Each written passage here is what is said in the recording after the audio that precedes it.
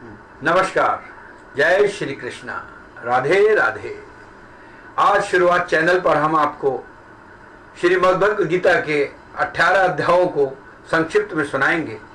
उसमें से पहले अध्याय में अर्जुन का शोक। करीब 5000 साल पहले वर्ष की बात है। साम्राज्य के लिए चचेरे भाइयों में युद्ध हुआ। दोनों ओर की सेनाओं में सगे संबंधी गण, गुरुजन व समाज के प्रतिष्ठित व्यक्ति थे। महात्मा अर्जुन स्वयं एक प्रसिद्ध योद्धा व असाधारण धनुर्धारी थे। महात्मा अर्जुन के बचपन के सखा भगवान श्री कृष्ण उनके सारथी बने थे। युद्ध क्षेत्र में अपने बांधवों व आचार्य आदि को देखकर अर्जुन शोक में पड़ गए और कहने लगे, हे कृष्ण, मैं युद्ध में विजय नहीं चाहता, न राज्य और न युद्ध में जीत कर प्राप्त करने वाला सुख ही चाहता हूं। जिनके लिए हमारी राज्य, भोग और सुख की इच्छा है, वे सब अपने अपने प्राणों के मोह छोड़कर युद्ध क्षेत्र में खड़े हैं। अर्जुन ने कहा, हे कृष्ण, इस राज्य की तो बात ही क्या, चाहे मुझे त्रिलोक का राज्य भी मिले तो भी मैं अपने धर्म गुरुओं व सगे संबंधियों को नहीं मारना चाहता। ऐसा कहकर शोकातुर अर्जुन धनुष बाण का त्याग करके युद्ध भूमि में रथ में बैठ गया।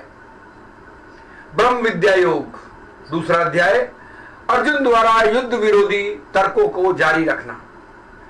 इन गुरुजनों को मारने से अच्छा इस लोक में भिक्षा का अन्न खाना है, क्योंकि गुरुजनों को मारकर तो इस लोक में उनके रक्त से सने हुए अर्थ और काम रूपी भोगों को तो मैं भोगूंगा ही, और हम यह नहीं जानते कि हम लोगों के लिए युद्ध करना या ना करना, इन दोनों में कौन सा काम अच्छा है। अथवा हम यह भी नहीं जानते कि हम जीतेंगे या वे जीतेंगे। जिन्हें मारकर हम जीना भी नहीं चाहते, वही धृतराष्ट्र के पुत्र हमारे सामने खड़े हैं।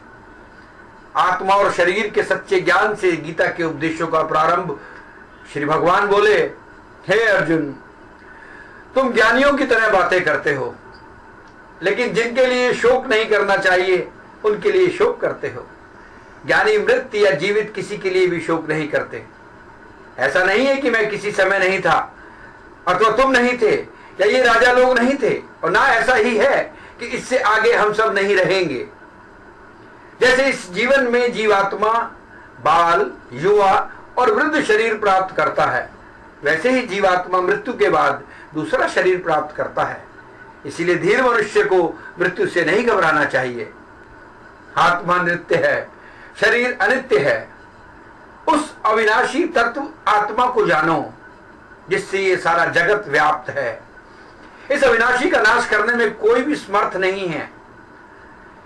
इस अविनाशी आत्मा का ये सब शरीर नाशवान कहे गए हैं। इसीलिए अर्जुन, तुम युद्ध करो। जो इस आत्मा को मारने वाला या मरने वाला मानते हैं, वे दोनों ही नासमझ हैं, क्योंकि आत्मा ना किसी को मारता है और ना ही किसी के द्वारा मारा जा सकता है। आत्मा कभी न जन्म लेती है न मरती है। आत्मा अजन्मा है, नित्य, शाश्वत और पुरातन है। शरीर के नाश होने पर भी इसका नाश नहीं होता। मृत्यु के तीसरे अध्याय में हम कहेंगे कि जैसे जैसे मनुष्य अपने पुराने वस्त्रों को उतारकर दूसरे नए वस्त्र धारण करता है, वैसे ही जीव मृत्यु के बाद अपने शरीर को त्याग कर दूसरा नया शरीर प्राप्त करता है।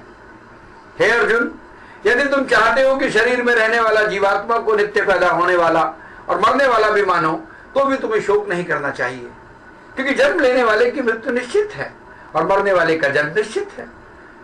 तो जो अटल है उसके विषय में तुम्हें शोक नहीं करना चाहिए। हे अर्जुन, सभी प्राणी जन्म से पहले अप्रकट थे और मृत्यु के बाद फिर अप्रकट हो जाएंगे। केवल जन्म और मृत्यु के बीच में प्रकट दिखते हैं। फिर इसमें शोक करने की क्या बात है। अर्जुन को क्षत्रिय के कर्तव्यों का आभास कराना और अपने स्वधर्म की दृष्टि से भी मैं तुम्हें अपने कर्तव्य से विचलित नहीं करना चाहिए, क्योंकि क्षत्रिय के लिए धर्म युद्ध से बढ़कर कोई दूसरा युद्ध और कल्याणकारी कर्म नहीं है। हे अर्जुन, अपने आप प्राप्त हुआ युद्ध स्वर्ग के खुले द्वार जैसा है, जो सौभाग्यशाली क्षत्रियों को ही प्राप्त होता है। युद्ध में मरकर तुम स्वर्ग जाओगे या विजय होकर पृथ्वी का राज्य भोगोगे। इसीलिए कौन्तेय, तुम युद्ध के लिए निश्चय होकर खड़े हो जाओ। सुख दुख, लाभ हानि और जीत हार की चिंता न करके मनुष्य को अपनी शक्ति के अनुसार कर्तव्य कर्म करना चाहिए। ऐसे भाव से कर्म करने पर मनुष्य को पाप अर्थात कर्म का बंधन नहीं लगता। कर्म योग का सिद्धांत और व्यवहार, केवल कर्म करना ही मनुष्य के वश में है, कर्म फल नहीं। इसलिए तुम कर्म फल की आसक्ति में ना फंसो और अपने कर्म का त्याग भी ना करो। हे धनंजय, परमात्मा के ध्यान और चिंतन में स्थित होकर सभी प्रकार की आसक्तियों को त्याग कर तथा सफलता और असफलता में सम होकर अपने कर्तव्य कर्मों को भली भांति पालन करो। आत्मज्ञानी के लक्षण: दुख से जिसका मन उद्विग्न होना नहीं होता, सुख की जिसको आकांक्षा नहीं होती तथा जिसके मन में राग, भय और क्रोध नष्ट हो गए हों, ऐसा मुनि ज्ञानी कहा जाता है। जिसे किसी भी वस्तु से आसक्ति ना हो, जो शुभ को प्राप्त कर कर प्रसन्न ना हो और अशुभ से द्वेष ना करे, उसकी बुद्धि स्थिर है। अनियंत्रित इंद्रियों के दुष्परिणाम: हे अर्जुन, संयम का प्रयत्न करते हुए ज्ञानी मनुष्य के मन को भी चंचल इंद्रियां बलपूर्वक हर लेती हैं। इसीलिए साधक अपनी संपूर्ण इंद्रियों को वश में करके परमात्मा में श्रद्धा पूर्वक ध्यान लगाए, क्योंकि जिसकी इंद्रियां वश में होती है उसी को बुद्धि स्थिर होती है। राग द्वेष से रहित संयमी साधक अपने वश में की हुई इंद्रियों द्वारा विषय को भोगता हुआ शांति प्राप्त करता है।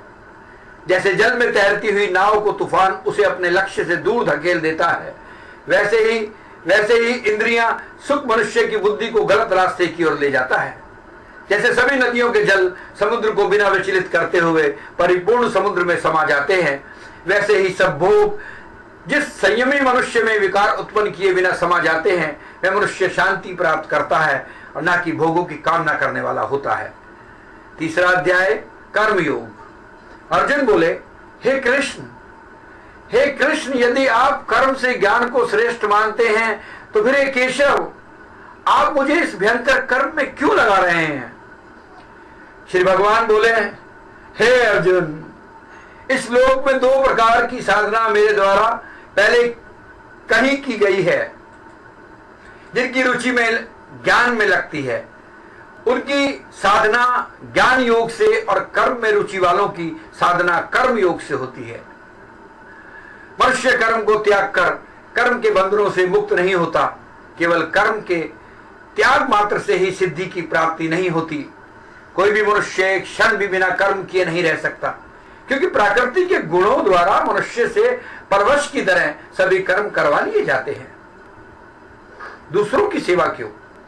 परंतु हे अर्जुन, जो मनुष्य बुद्धि द्वारा अपने इंद्रियों को वश में करके अनासक्त होकर कर्मेंद्रियों द्वारा निष्काम कर्म योग का आचरण करता है, वही श्रेष्ठ है। केवल अपने लिए कर्म करने से मनुष्य कर्म बंधन से बन जाता है। इसलिए अर्जुन, कर्म बल को आसक्ति त्याग कर सेवा भाव से भलीभांति और कर्तव्य कर्म का पालन करो। पारस्परिक सहयोग विधाता का पहला निर्देश। सृष्टिकर्ता ब्रह्मा ने सृष्टि के आदि में यज्ञ अर्थात निस्वार्थ सेवा के साथ प्रजा का निर्माण करके कहा, एक दूसरे की मदद करते हुए तुम परम कल्याण को प्राप्त होंगे। नेता उदाहरण बने। श्रेष्ठ मुनि जैसा आचरण करता है, दूसरे लोग भी वैसा ही आचरण करते हैं।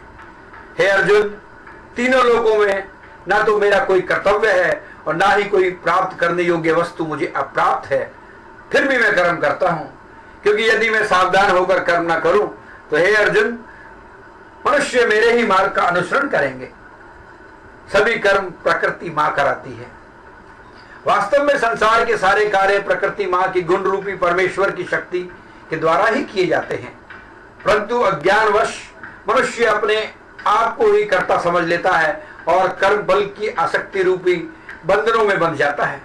मनुष्य तो परम शक्ति के हाथ की केवल एक कठपुतली मात्र है। मुझ में चित्त लगाकर संपूर्ण कर्मों के फल को मुझ में अर्पण करके आशा, ममता और संताप रहित होकर अपना कर्तव्य करो, युद्ध करो। पूर्णता के मार्ग में दो बाधाएं।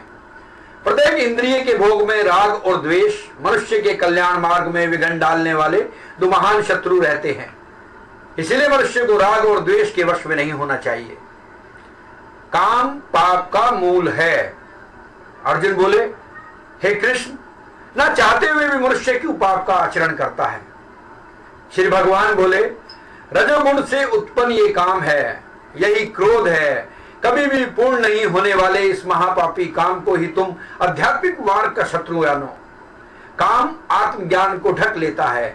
इंद्रियां, मन और बुद्धि काम के निवास स्थान कहे जाते हैं। अपने इंद्रियों को वश में करके ज्ञान और विवेक के नाशक इस पापी कामसूत्री रसु शत्रु का विनाश करो। काम पर विजय कैसे पाएं?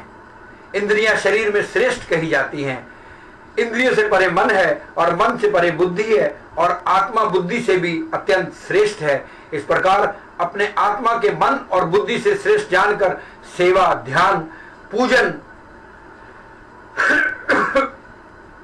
आदि से की गई शुद्ध बुद्धि द्वारा मन को वश में करके हे अर्जुन, तुम इस दुर्जन काम रूपी शत्रु का विनाश करो।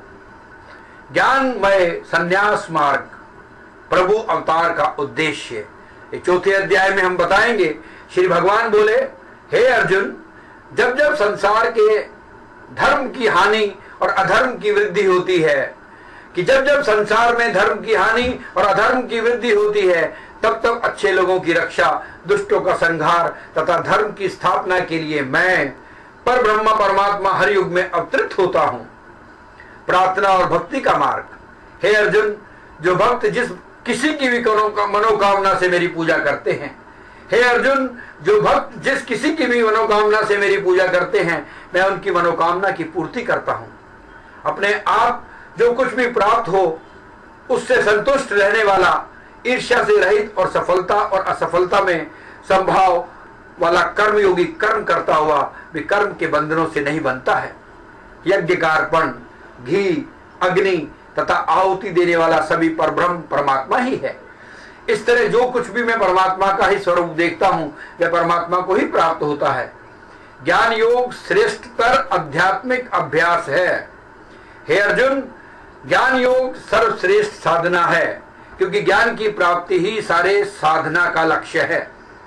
उस ज्ञान को तुम ब्रह्म ज्ञानी गुरु के पास जाकर उन्हें आदर, जिज्ञासा तथा सेवा से प्रसन्न करके सीखो। तत्वदर्शी ज्ञानी मनुष्य तुम्हें तत्व ज्ञान का उपदेश देंगे, जिसे जानकर तुम पुनः इस प्रकार ब्रह्म को नहीं प्राप्त होंगे। तथा हे अर्जुन, इस ज्ञान के द्वारा तुम संपूर्ण भूतों की आत्मा अर्थात मुझ पर ब्रह्मा परमात्मा में देखोगे। सब पापियों से अधिक पाप करने वाला मनुष्य भी पाप रूपी समुद्र को ब्रह्म ज्ञानी रूपी नौका द्वारा निसंदेह पार कर जाएगा।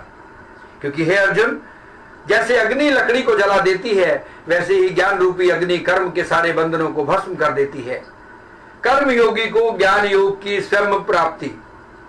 इस संसार में तत्व ज्ञान के समान मन को शुद्ध करने वाला निसंदेह कुछ भी नहीं है।